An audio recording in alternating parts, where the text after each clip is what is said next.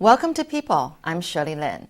Today my guest is Mr. Emile Sheng, who is the president of L'Hotel de Chine Group and who's our former cultural minister. Well, let's welcome Mr. Sheng. Hi. Hi, good morning, and good morning to Shirley and all our listeners. Well, welcome. Thank you so much for making this time. Thank you.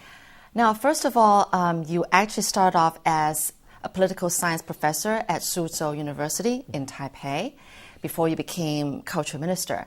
Now, did you know all along, I'm curious, that you wanted to go into politics? I mean, how old were you when you first got interested in politics? Actually, I knew all along that I don't want to go into politics. So I started teaching in 1998 after I got my PhD from Northwestern University. Okay. So I started teaching and also working as a political commentator in the media. So at that time, actually, I got a few offers for me to go into politics. I think I remember two most vividly. One asking me to become a legislator at large, and the other one asking me, actually by the current president, while he was the Taipei mayor, he asked me to be the chairman for the Research Evaluation Commission back in 2004. But I think I quite enjoyed my life as a professor. So I actually declined all these offers. And but in 2006, when the current Mayor Hau was first elected in his first term, he really he just won't take no for an answer. So he talked to me 3 times in 6 days because there's a time urgency for him to form his city cabinet, and so because of his persistence, I agreed to join his city government. Actually, that was the same position that Mayor Ma offered me 2 years ago. Oh. So if I do have a plan or a political ambition to really go into politics, probably working with then Mayor Ma would be a better choice for a politician's career. Because everybody knows that he's going to run for the next president, and probably he's the front runner at that time. So, but actually, because I wasn't really planning to go into politics, and somehow it happened, and I was also appointed to become the CEO for the Deaf Olympics Organizing Committee. Right, and you did a good job, by the way. Thank you. And because of that job performance, they thought about asking me to become the cultural minister. So that I can tell you, because it's already in the past. So actually, when they first invited me, asked me to become the cultural minister, I also declined because I feel like 2.5 years of public servants, that's enough. That's enough for me. So I quit my job in the city government, and I also declined the offer to be the cultural minister. And I went back to Suzhou University teaching. But they kept coming back for the next 3 months. So in the end, they persuaded me to take the job. So I also doubled my function as the cultural minister and also the CEO for the centennial celebration for the country. So now that I think of it, I really had a very unfortunate arrangement, such in the sense that I take one salary for 2 jobs at the same time. Both when I was the city government, I work as I also have to be in charge of the Deaf Olympics. Right. But as the cultural minister, I also double my duty as the CEO for the centennial celebration. So that was 4.5 very busy years. Yes, definitely. I mean, big projects, on your shoulder. But I must say that Mr. Sheng, it hasn't been easy, and you did a good job anyway. So, but going back on the fact that you just said you didn't intend to go into politics in the very beginning. So, what happened? You haven't really answered this question here. I think the first time it's really, I think Mayor Hau's personality was really the key point that persuaded me. So he saw something in you. Yes. I actually told him that you have more confidence in me than myself. Because at that time, I really my only experience is a professor and a political commentator. I actually told him very frankly that I know I can talk, but I'm not sure if I can really perform and deliver all these functions that you want me to do, because we've seen so many examples where professors really don't do very well in the administrative system because there's very different qualities and tasks. And I don't really have confidence in myself at that time because I don't know whether I can be accustomed to the whole political environment. But he's very persistent, and he did his homework. I told him that I don't like the political environment because too many political struggles within it. And he said, come for a year, and if you don't like it, you can go back to teaching. And you already are promoted to full professor, so you have nothing to lose. And in the end, I told him that my family disagree. So I thought during those kinds of negotiations, that was the final line for me. Right. So that it actually means, okay, let's stop the conversation. Right. I really can't. But somehow he answered me immediately that, can I talk to your family? Which family members of yours disagree? Can I talk to them? Oh my goodness. So that really that response actually really touched my heart. I feel like this mayor is really different from, because to be honest, in the past, this process would go for a few hours, and then when they finally realize that you're really not interested, then they just let go. But this time, I feel like he's so persistent, and so I think 80% of the reason is really because of his attitude that really touched me. So that because you know what, I make only 25% of what I used to make when I go into the public service. And that's a lot of financial sacrifice for a young person starting his career. So who was the family member that was against you going to politics? There isn't. I'm really just using that as an excuse. Excuse? Yeah, my wife actually is very supportive of my decisions, and I'm really thankful to her, because as a family, like the income part, that's a big loss for our family. So because I used to host television programs, and as a TV program host, you actually make a lot more than a government official in Taiwan. I see. So would you encourage your children to go into politics? No, I won't encourage them to do anything, but I would respect their own passion and their decision. So if they think that they like politics, I wouldn't stop them from doing it, but I wouldn't encourage them either. So I think every child should has his own freedom to develop his own future. Yeah. Right. How old are your children now?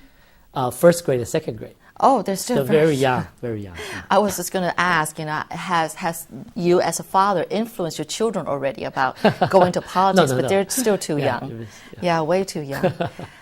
So you must have really enjoyed watching politics and the way, legislators kind of argue and fight in the legislature, that kind of thing, to make you be a political commentator. Yes.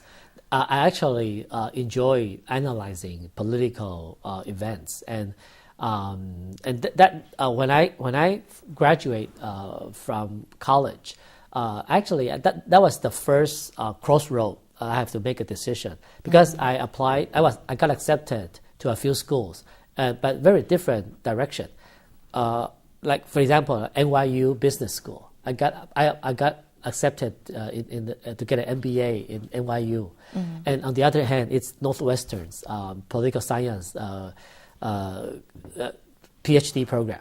Right. So I have to make a decision. But most of my relatives encouraged me to take the MBA route, because according to the brochure they sent me, the starting salary for the average starting salary for a NYU MBA graduate is 80,000, and almost in a year it doubles. Oh. So on the other hand, thanks for revealing these stats.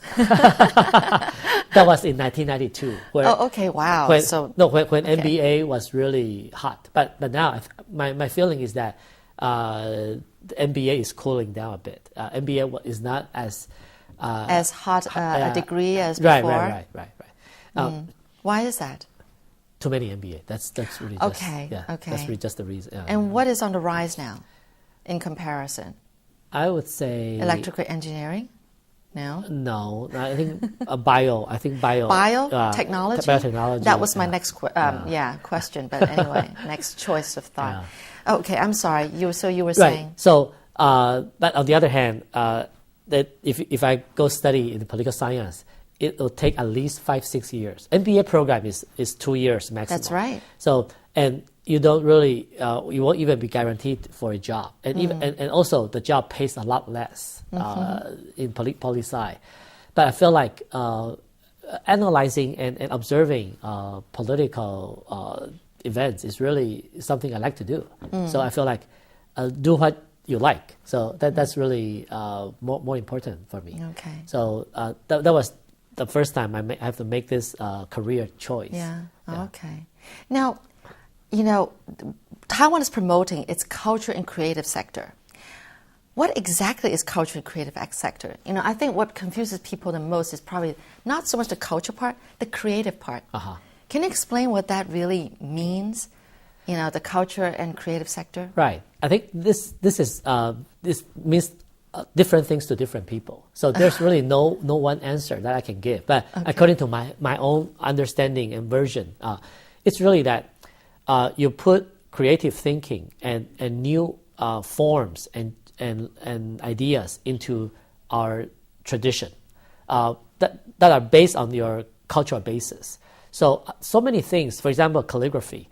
It might not be people now are not taking that much emphasis on calligraphy, writing. Right. But how can we put new life into it? For example, like Master Dong Yangzi actually had a exhibition with Ah Xin, the singer from Wu Yue Tian. Okay. And they had a joint exhibition, and that was a great hit. They combined calligraphy with music, and it created so many different new dimensions, and there are new stories to tell.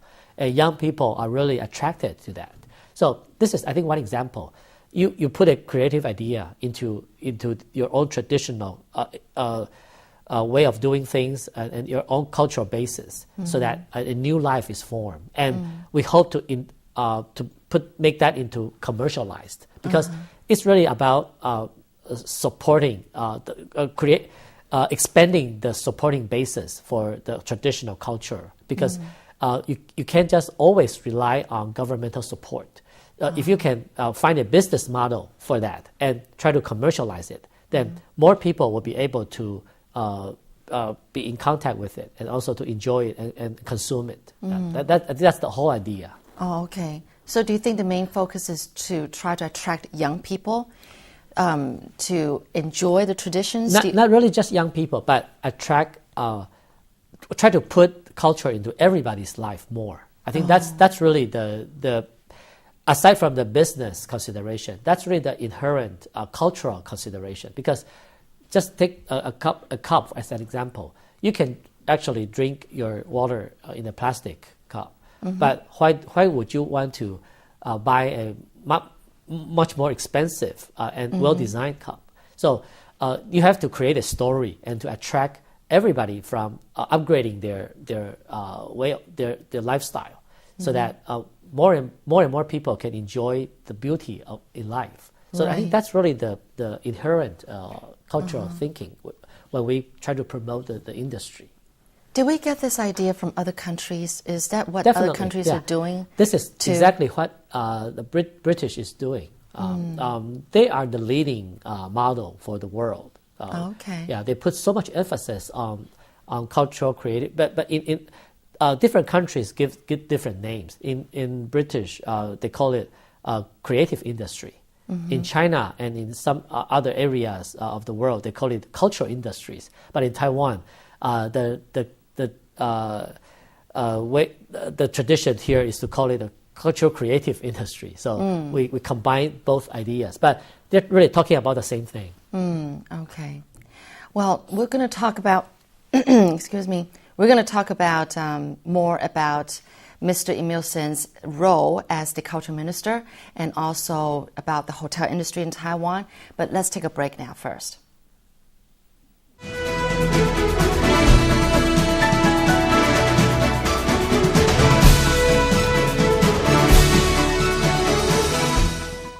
Welcome back to People. I'm Shirley Lin. My guest is Mr. Emile Sheng, who is president of L'Hotel de Chine Group and also our former culture minister.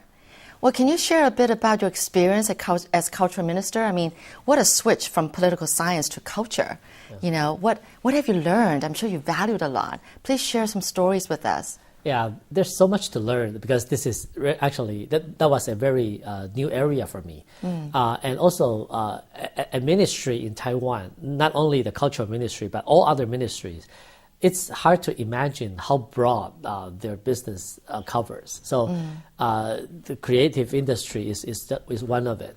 And there is like performing arts, visual arts, and also there is this community building, and literature, and we also have like 14 museums across the country. So there's like, and we also have like cultural centers overseas, trying to promote. And we also built up some Taiwan Academy. That's right. Toward the end of my term. So you can imagine just by mentioning them, it took me about a minute to tell you the scope. So there's so much things to learn and cover, and I think looking back, I'm glad that I was able to push for the Cultural Creative Industry Act to be passed by the Legislative Yuan, because that law was in the LY sitting there for 6 years. Okay. People thought there's no chance of passing it because so many different opinions about it. So when I first took office, I thought I want to make that as my first accomplishment, and I really thank all the legislators for supporting me on that front, and I got it passed in the first 2 months of my tenure there. Wow. And because the law has passed, that's why in the last 2 years we have all the resource, the funding, and all the legal structure to start pushing for the creative industry development in Taiwan. So that's one thing I'm really glad that I was able to accomplish. Wow. And also internationally, I think the Taiwan Academies, that was the 3 that was already opened. That also took a few years to prepare, and I'm glad that that was done. I hope the world can know Taiwan more because of our culture. Because realistically speaking, we're never going to be a political dominant country in the world. Okay. And we're economically, we probably can be one of the leaders, but we're really in comparison with China, I think we're not having the growth rate of China anymore. So by any means, we're still a small economy. But culturally, we're not really limited by size, and the rich Chinese culture. Taiwan is the place where we preserve our tradition much better than any other place that was influenced by Chinese culture, and because of our democratic way of life and thinking, we put more creative ideas into our traditional culture. So we're really at the best of both worlds, and we thought we should make Taiwan's cultural influence one of the world's leader, and especially the leader in the Chinese-speaking society. We hope that everybody living in with the Chinese heritage and root can look up to Taiwan's way of life as the way of life that they want to pursue on their own. That's great. Can you share maybe 1 or 2 things that you learned that you never knew before as culture minister, or just about our Taiwanese culture? Anything that you learned that you never knew before? Can you think of anything? There's so many things that it's just that I'm thinking about whether I can find out with some interesting examples. Maybe about calligraphy, or about Chinese dance art, or about pottery, or I don't know. Okay, for example, like because I'm really blessed in the way that I was able to observe all these, all you just said at a very close distance. For example, like calligraphy, I never knew, I saw Master Dong Yangzi when she was holding a paintbrush this big. She actually used her arm around the paintbrush and start, and it's amazing. It's just amazing how that can be written. Yeah, I couldn't imagine either. Yeah, she was just creating the calligraphy in a room. And the paper was on the floor, and I can't even write well with a pen. With one hand, with one hand. Let alone she uses her two arms, and actually when she was done, and the work was just amazing, and it's almost like what she used with her hand, one hand. Right. So I was able to see a lot of these things, and for example, when I was with CloudGate, and we were overseas going on a tour, and that was when I realized I didn't know that when they go out, they have to actually bring their own stage. So so that's why it costs a lot because they have everything on stage, even the floor on stage. What they have to bring their own stage because if you use the stage that was already there, it's different. Yeah. So there's so many things that goes on. There was a Chinese saying,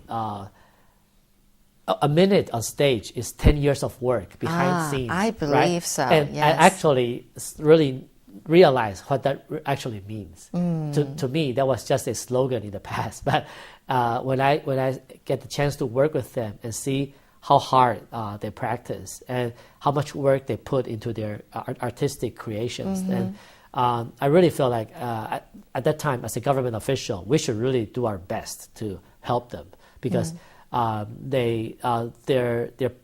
perseverance and their insistence on pursuing the best. I think that's really the spirit of artistic creations. Wow, you must value those experiences. That is, I'd love to be in your shoes. But so now, from culture minister to president of L'Hotel de Chine Group, this hotel group, what has been the hardest part, or what kind of mentality did you have to change to go from there to managing hotels? Is there any difference? For me, I think there's a lot of common ground because it's really about management. No matter it's Deaf Olympics or city government or culture ministry or the hotel group. I think the management part is the consistent part. But the thing is, you have to learn and respect all the expertise at the different areas and try to make yourself acquainted really fast with the specialized areas.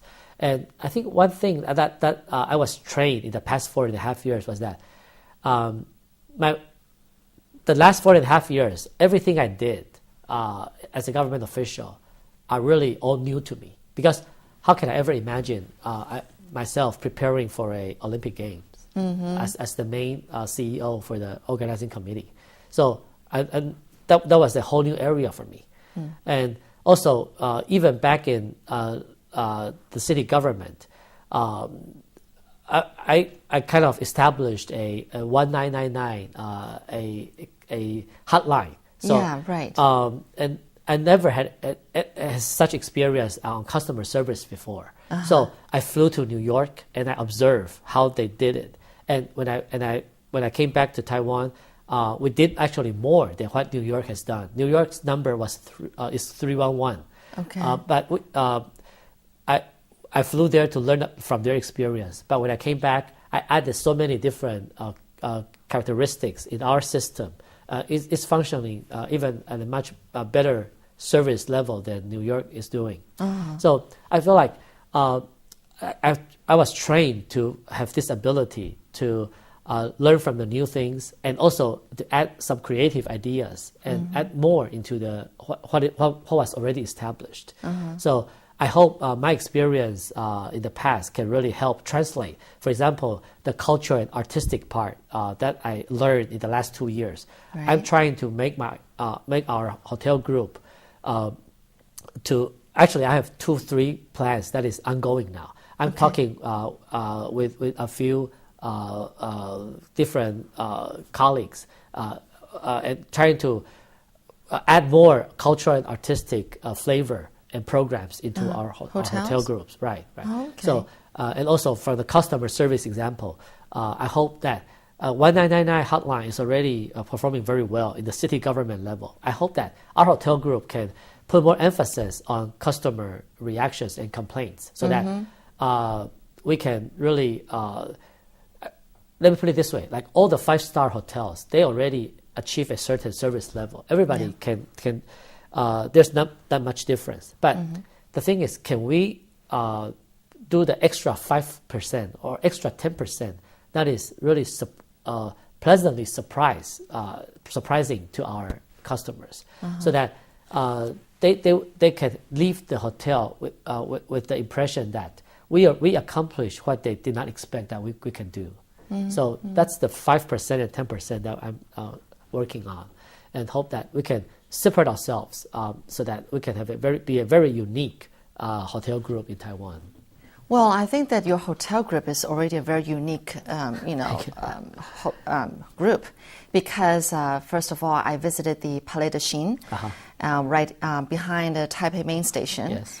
And I find it very unique. There are horse sculptures everywhere. Yeah. Okay. And those are really sculptures from Paris. So they are not like replicas. Yes.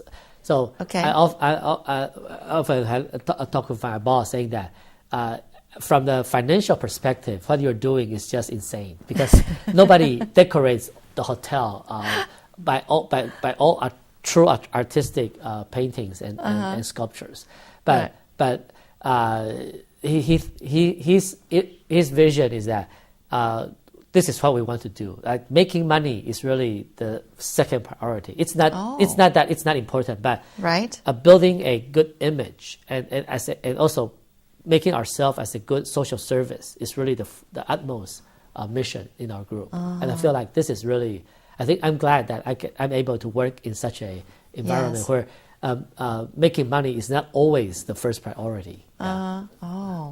So what else is special about these hotels of this chain, besides the cultural part, you know? And is there anything that you guys want your hotels to stand out to be different from other 5-star hotels? Yeah, I think we don't want one of our spirit is that no Me Tooism. So we don't want to do what others are doing. We hope to provide a new experience for living in a hotel. Okay. And when I report to this duty about a month ago, Yes. I already started to come up with some new plans for how I actually asked my colleagues to rethink from step one when a guest step into our lobby. Right. Let's review all the details and see, can we throw away what you already know and think about, can we create a whole new routine, and to think about what we can do on that aspect. So we already came up with a few good ideas. So we hope that in the coming month we can actually enact all these plans so that create a very unique experience. And I don't know if when you went to the Palais de Chine. I was only to the lobby. Oh, you didn't go up. You didn't go inside. Okay. Yeah. Next time you should let me know. I'll give you a tour there. Yeah. Oh yes, that would be great. And also, L'Hotel de Chine is another very popular hotel at the Sun Moon Lake. Right.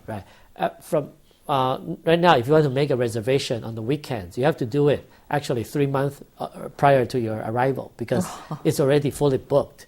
And we hope that we can really make our hotel the first choice as the second home for most of our tourists. So can you share one new plan that you have for the hotels? Because it's not enacted yet. This is still in a way a commercial secret. Still a secret. Yeah.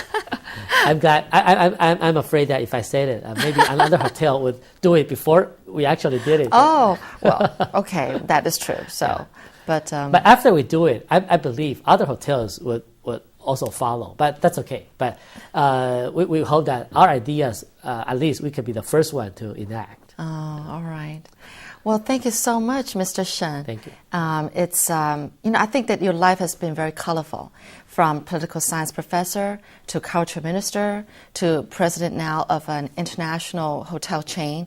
I think you should value all these experiences. I think there are great plans ahead of you, and I think actually that was the reason that I actually agreed to this position, because when I left the culture ministry position, I got 7 job offers. Wow. And, half of these are academic jobs, and half of it are from the businesses. Mm-hmm. So I thought at this time of my career, I already had experience in academic, in media, because I hosted television programs for a few years, right, and also in government. And the business side of the society is the part that I really I'm not familiar with. So I thought, if I can really know how business function, then my perspective to the whole society can be more complete. So right. That was actually the main reason I decided I should give this a try and see what I can bring to this area. Oh, wow. Well, good for you, Mr. Sheng, and congratulations. Thank you. And thank you so much for watching, people. I'm Shirley Lin.